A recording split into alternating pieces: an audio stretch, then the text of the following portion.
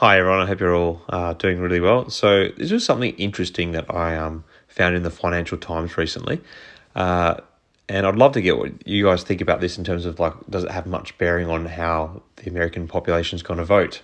Anyway, so I'll give you a summary of it. So the tension between tech giants and government authorities is back in the spotlight, and this time it's Meta's CEO, Mark Zuckerberg, taking center stage. In a recent letter to House Judiciary Committee Chair Jim Jordan, Zuckerberg made some striking accusations against the Biden administration. He claims that senior officials repeatedly pressured Meta to censor certain COVID-19 content during the pandemic, including humor and satire. Now, Zuckerberg isn't just pointing fingers, he's expressing regret that Meta didn't push back harder at the time. So Zuckerberg's tone is one of frustration as he states, "I believe the government's pressure was wrong and I regret that we were not more outspoken about it." His letter makes it clear that Meta will not compromise its content standards due to pressure from any administration and that the company is ready to resist any future attempts to influence its policies. But that's not all. In a move that could have significant implications for the upcoming election cycle, Zuckerberg also announced that he won't be making any more contributions through the Chan Zuckerberg Initiative to support electoral infrastructure. His past donations, totaled over $400 million, were meant to ensure local election jurisdictions had the resources they needed during the pandemic. However, these contributions have been criticised as favouring one political party over another. You can guess which one. A perception Mark Zuckerberg is keen to avoid this time around. And he's quoted in the letter saying, "My goal is to be neutral and not play a role one way or another, or to even appear to be playing a role."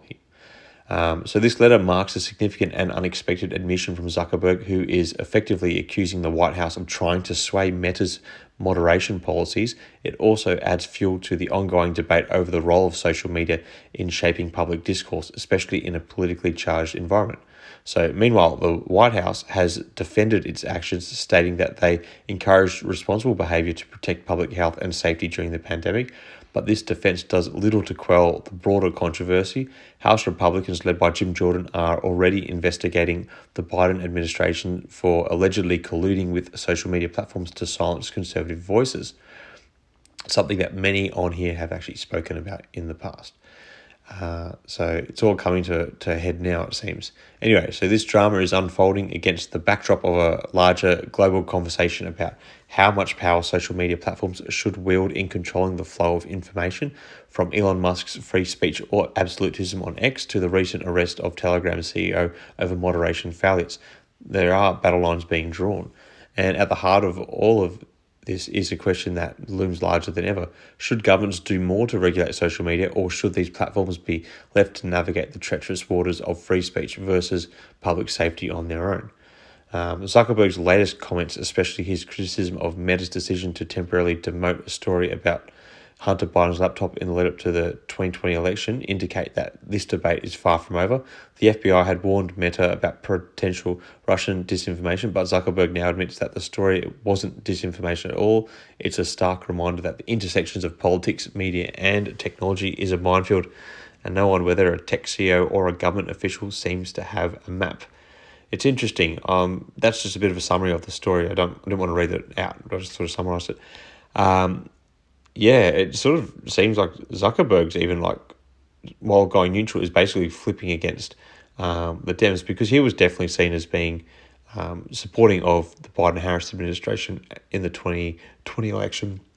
But this looks like he's definitely distancing himself from that party now.